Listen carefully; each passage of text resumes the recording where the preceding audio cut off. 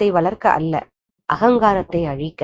நான் என்ற எண்ணம் வரும்போது அந்த நான் தனிப்பட்டது அல்ல, அது அந்த பரம்பொருளின் அம்சம் என்று நினைத்தால் உலகப் பொருட்கள் மீதான பற்று தானாக விலகிவிடும். ஆதிசங்கரின் இந்த நிர்வாண ஷடகம் தத்துவத்திற்கு மிக பொருத்தமான ஒரு புகழ்பெற்ற சுவாமி தியானந்தர் கூறிய கதை ஒன்று உண்டு. உண்மையான முகம் இந்த கதையின் பெயர். உன்னுடைய அசல் முகம் எது? பழங்காலத்தில் ஒரு புகழ்பெற்ற குரு இருந்தார். அவரிடம் ஒரு இளம் துறவி வந்து, குருவே, நான் பல வருடங்களாக தியானம் செய்கிறேன். ஆனால் நான் யார் என்ற உண்மை எனக்கு புரியவில்லை. எனக்கு ஏதாவது உபதேசம் செய்யுங்கள் என்று வேண்டினார்.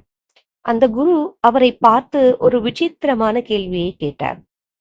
உன் தாய் தந்தை பிறப்பதற்கு முன்னால் உன்னுடைய அசல் முகம் எதுவாக இருந்தது? அந்த துறவி திகைத்து போனார்.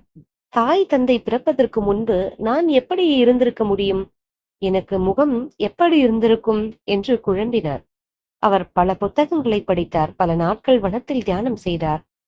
நான் அழகா, நான் அறிவாளியா, நான் இந்த உடலா என்று ஒவ்வொன்றாக சிந்தித்தார். ஆனால் அவர் எதை சிந்தித்தாலும் அது அவர் பிறந்த பிறகு வந்த அடையாளமாகவே இருந்தது.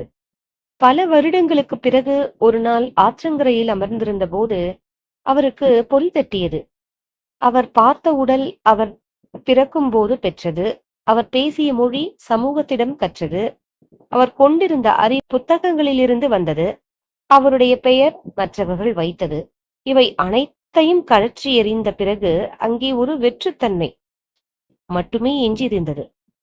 அந்த வெற்றுத்தன்மையே எல்லையற்ற அறிவாகவும் அமைதியாகவும் இருப்பதை உணர்ந்தார்.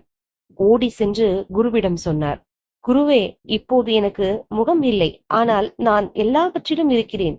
குரு சிரித்துக்கொண்டே சொன்னார், அதுதான் உன்னுடைய அசல் முகம். ஸ்லோகத்துடன் தொடர்பு படுத்தி பாருங்கள் இந்த கதையை. இந்த கதை ஆதிசங்கரின் ஸ்லோகத்தோடு அப்படியே பொருந்துகிறதல்லவா?